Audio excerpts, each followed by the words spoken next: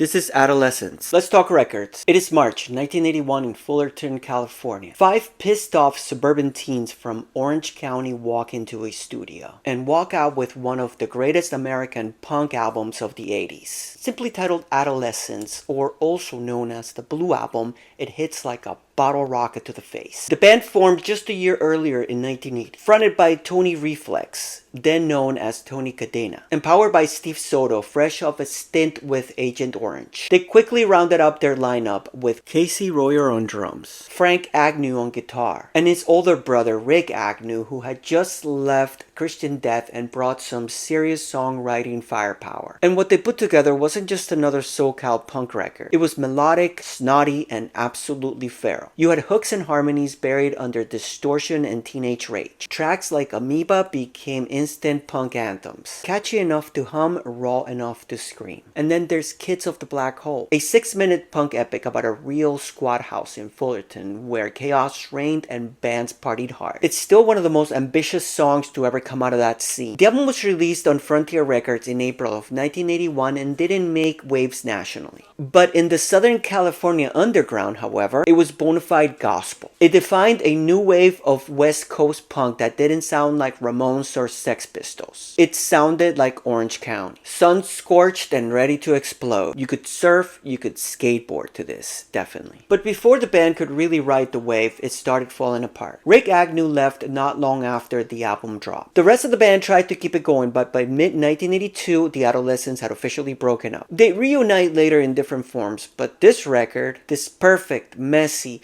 loud vinyl with the blue cover, is the one that stuck. It's one of the most influential American punk albums ever made, whether it charted or not. And it was all over just in a flash. Just like Adolescence itself.